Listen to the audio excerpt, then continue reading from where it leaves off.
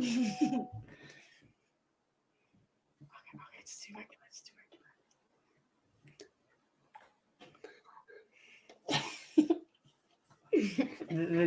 They get a little when it's complete silence. Yes. Yeah.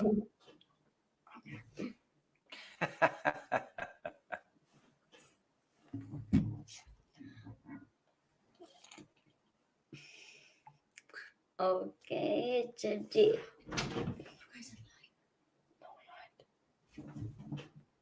Welcome to the Holistic Kid Show. My name is Zane. My name's Abdullah. And my name's Imad. We're the Holistic Kids, here to educate and empower us kids from the inside out. Imad, do you know what my favorite part of eating at a restaurant used to be before you were even alive? What? Well, it used to be the bread and butter they used to give to you before the meal. And I used to love that.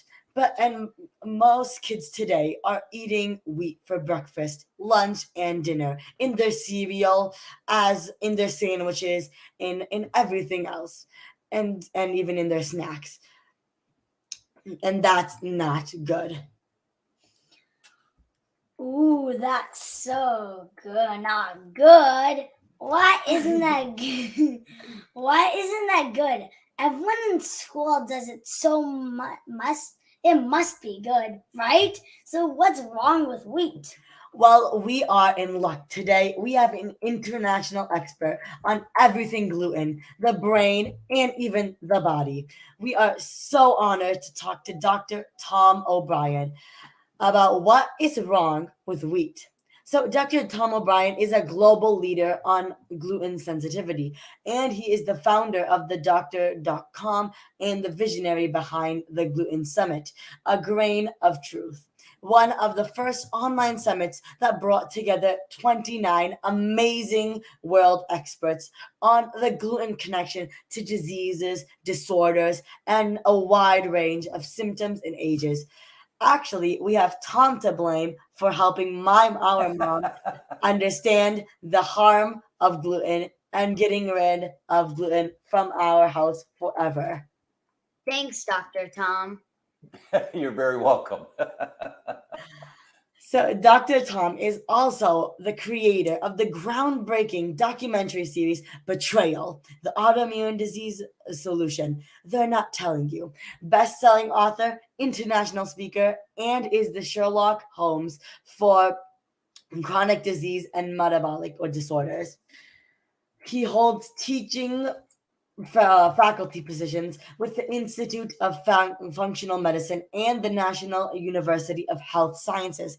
And he has trained and certified tens of thousands of practitioners around the world in advanced understanding the impact of wheat sensitivity and the development of individual autoimmune disease.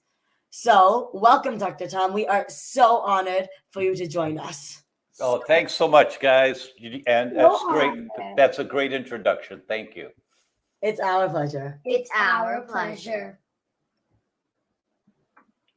So, Dr. Tom, how did you get to where you are today? And we would love to hear your story. Okay. Well, I'm in my second marriage. In my first marriage, my wife and I could not get pregnant. We tried and we couldn't get pregnant. So I called the 7 most famous holistic doctors I'd ever heard of. And I asked them, what do you do when a couple can't get pregnant? They all told me what they do. And I put a program together and we were pregnant in 6 weeks. And my neighbors in Married Housing asked if I could help them because they had tried really hard and they'd seen doctors that are specialists called fertility doctors, and they were unsuccessful. So I said, okay, I don't think it'll hurt you. And they were pregnant in 3 months. So we knew there was really something to this. And what was true for every person that's sick, and that's still true today, for every person that's sick, any kind of sick, one of the primary reasons why they're sick, whether it's headaches or skin problems or tummy problems, one of the primary reasons is that they're doing something that they don't know is hurting their body. They just don't know. Right. Because they don't feel sick when they eat a particular food. They don't feel it in their stomach, and so they think it's okay. But we now know the science says for every one person that gets stomach problems when they eat a food that's a problem for them, there are 8 people that don't get stomach problems when they eat the food that's a problem for them. They get brain problems or skin problems or joint problems, or they can't sleep, or they've got very little energy, but they don't get sick. They don't feel their stomach when they eat the food. So the ratio is 8-1. For every one person that has stomach problems when they eat a food that's bad for them, there are 8 people that don't have stomach problems. They've got brain problems or skin problems or sleep problems or something else, but it's not their tummy. The lucky ones are the ones when they eat something, they don't feel so good afterwards. I mean, it's no fun to not feel good, but they can say, well, I just ate that pizza and I don't feel so good an hour later. My stomach hurts. They're the lucky ones. The ones that are not so lucky are the ones that, they just don't have much energy the next day, and they're falling asleep in school, and their brain's not working really well, but their stomach doesn't hurt. So they don't know it's what they ate that's causing the problems that they have. So we learned that when my wife and I were trying to get pregnant, and then with all the people we've helped who wanted help getting pregnant, one of the first things we always do is make sure the foods that they're eating are not making them sick. And I don't mean just stomach sick, I mean body sick. So that's one of the first things we always check. And that's right. A lot of people, over about 21 million Americans today, have a non-celiac gluten sensitivity. And that is such a big problem. And that is why we are here to talk about wheat. And Imad, what do you think wheat is? And does it affect kids? You're asking me? Yes. Okay. I thought you were asking Iman. Okay.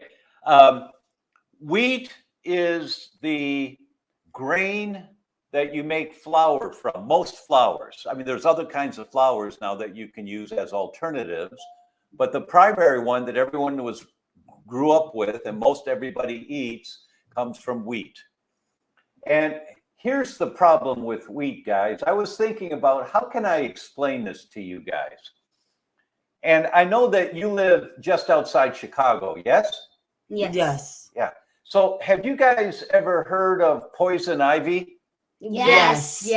Yeah. But okay, so you're walking down a path, and does poison ivy stand out where you can see right away that that's a dangerous plant? No. No, it looks like all the other plants, doesn't it? Yes. That's the problem with wheat. And so you learn, once you get poison ivy and your skin itches and you get a rash and all that, you learn that poison ivy, 3 leaves, all the same size on one stem. If you see 3 leaves, all the same size, stay away from that, because that's probably poison ivy, right? But Right. you have to learn about it because it looks like all the other plants in the forest. You can't tell, but it's a dangerous plant for us to touch, right? Yes. So wheat looks like really good food. It looks like something that we all would like to eat, like in pancakes or in waffles or in sandwiches. And most people, because the ratio is 8-1, most people don't feel sick when they eat wheat.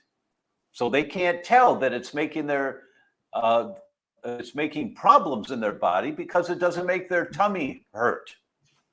So just like poison ivy looks like everything else in the forest, when you eat wheat, you kind of feel like everything else you eat. It doesn't feel bad for most people. I wish everybody felt it in their stomach when they ate wheat, because then they know, and they may still choose to eat it and say, I like pizza, so I don't care if I feel sick later. Well, that's up to you. If you're going to be a dummy, excuse me, but if you're going to be a dummy, then go ahead. And then if those people have to wait until they get sick enough, and then they finally say, you know what, it's just not worth it anymore. I'm not going to do that anymore. But they're the lucky ones, the ones that have tummy problems. Most people can't tell that wheat's a problem for them. Now, can I tell you why wheat is a problem? Yes. Yes. Okay.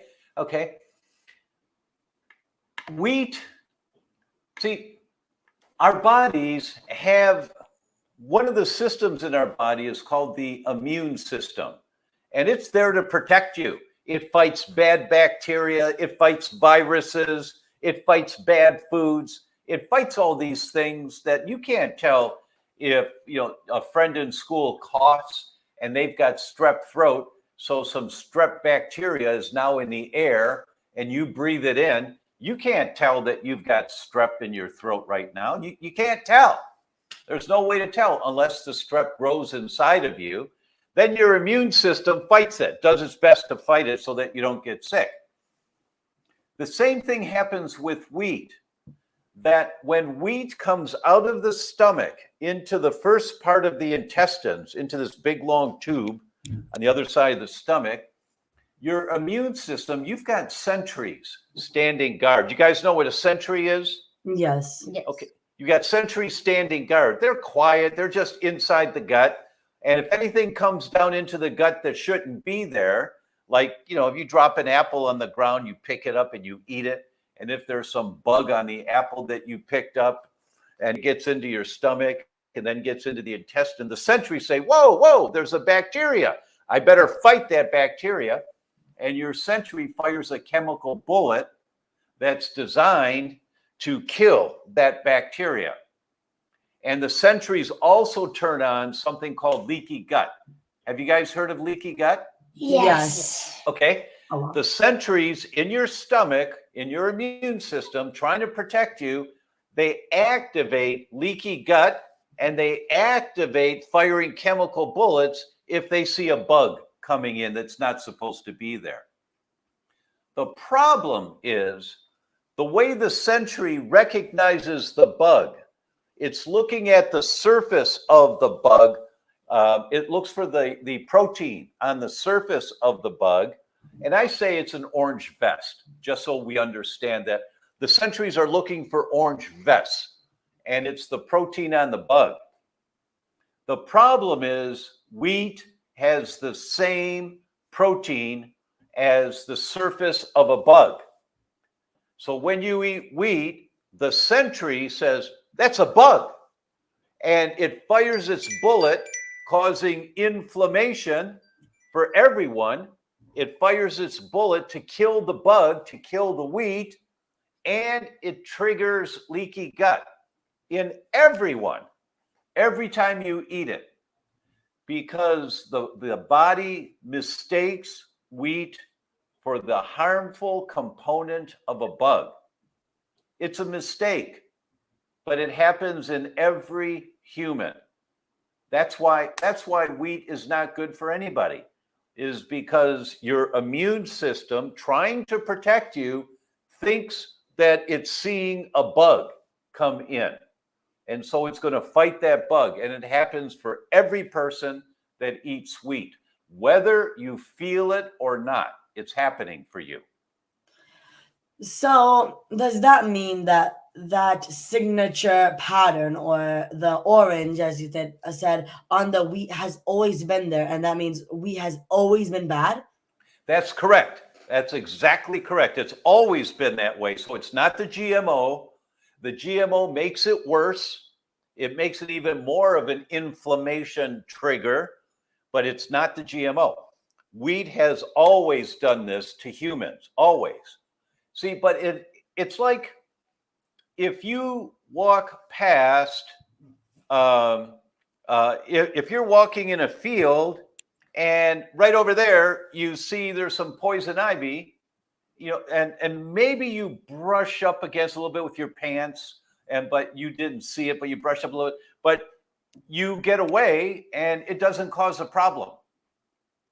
So when you get bugs in your food, and we always get bugs in our food, and we all do, when you get bugs in your food, usually the bugs are just a little annoyance. It's not really a problem.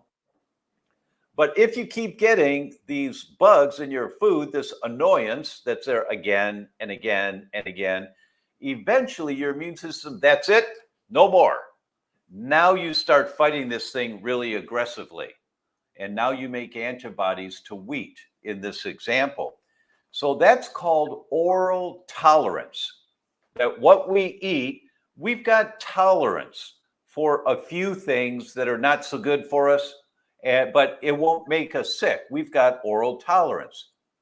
But because there are so many things in the food today that are not good for us, many, the chemicals, the pesticides, the insecticides, and we're getting it every day, even the little things, after a while, your immune system says, that's it, no more. And then you have a problem with wheat. So it's always been that way. It's been a minor irritation forever, but now because there's so many other irritations in our food that we're eating every day, now wheat is more impactful, more of a problem than ever before. And just to clarify, when he said that there's bugs in all of our food, that does not mean the insects or the spiders. We're talking about bacteria and the microbiome in all of these bacteria. That's exactly right. Caterpillars and flies, okay? Not to freak anyone out. Right. Good catch. That's exactly right. It's the bacteria. And bacteria, almost the vast majority of bacteria are our friends. We've got to have them, guys. It's so cool if everybody eats a little bit of fermented vegetables every day, because the process of making fermented vegetables produces all kinds of bacteria. And the bacteria is really good for you. It makes us stronger. It makes us run faster, think smarter, react quicker when you have enough of the good bacteria. When you don't have enough of the good bacteria in your gut, and that's called the microbiome, and you have too many bad bacteria, then you start having problems like you don't have much energy. You've got a lot of, I don't want to do this. I don't want to do that. I don't want to. Or you try to do good in school and your brain's just not working the way that it should. Because it's got a lot to do with the bad bacteria in the gut. The more bad bacteria you have, the more problems you get. The more good bacteria you have, the better your body does and your brain does and your energy does, and you feel great. So the bacteria in food is a good thing. Most of the bacteria is really good for you, really good for you. There's a few that are bad for you, but that's not in most of the food people eat, not at all. The problem is that wheat looks like bad bacteria. And so the immune system is trying to fight it every time you eat it.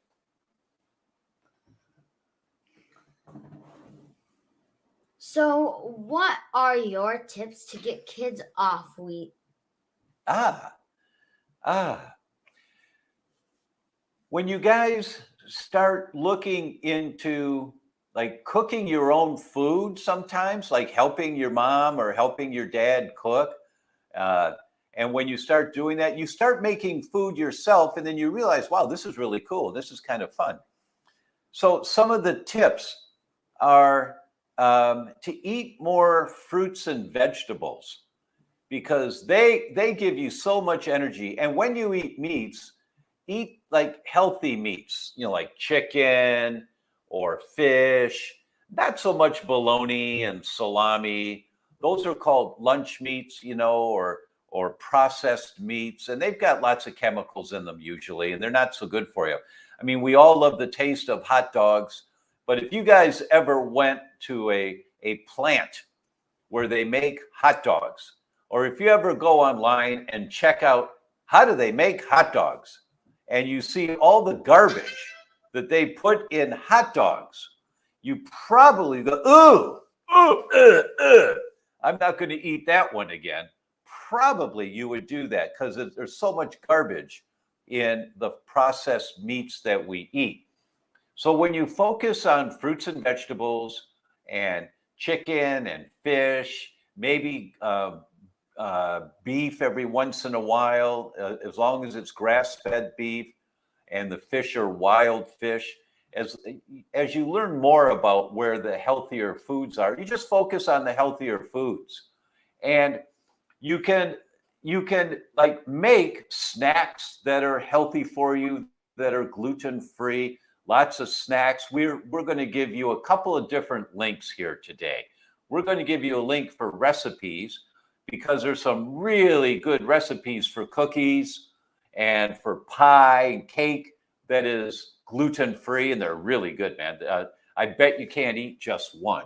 I bet you can't. You know, once you make them, you'll want to eat more than one. That sounds like a motto for a company. There you go. There you go. And we're also going to give you a link for hidden sources of wheat so that you won't be surprised to find out later that something that you thought was safe really isn't so safe. And just to also clarify, hot dogs do not come from plants. Correct. They are made using meat and not from plants. Now there's some alternatives, you know, there Yeah. are some alternative types of hot dogs, but the regular hot dogs are made from the garbage meat that they can't use for anything else. So they throw all this stuff together and they throw some enzymes on it to break it down a little bit. Then they press it together and they stuff it in these sacks. That's the outside of the hot dogs. And it's just garbage. Now, I grew up on hot dogs and they were really good. They taste good. And I put ketchup on them and mustard, and I like pickles on mine. But, you know, now I know that it's really garbage and it makes you sick. It makes you not feel so good. There are healthy hot dogs. You just have to look for the healthier hot dogs. So most anything you want to eat, like pizza, there's great recipes for healthy pizza that doesn't use wheat in making the crust. And they're really good pizza, really good. But the standard stuff that most recipe books give you is made from wheat. And so you would want to avoid that. So should kids be eating gluten-free products? There is a lot of stuff in that too that we don't know. Oh, that's a really good question, you know, because, and adults are the same way. They say, oh, gluten-free muffins. Oh, they're healthy for me. I can have one. As a matter of fact, I can have two. They're healthy for me. And no, they're not. No, the gluten-free products, unfortunately, are not healthy for you. They're just not really bad for you, right? They're like white paste. There's no vitamins or minerals in them. There's very little protein, if any.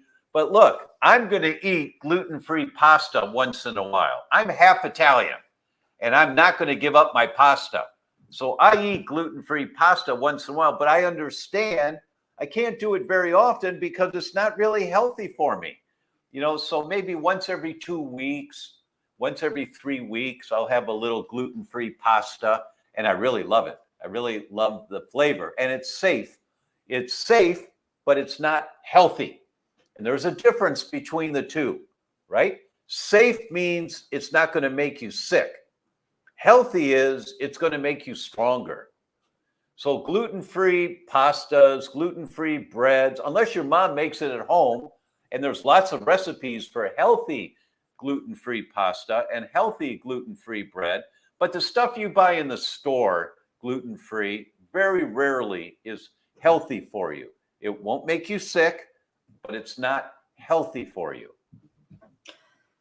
And all of these gluten-free products, they can come in versions of cassava flour, almond flour, tiger nut flour, all of these, and even corn flour, even corn flour.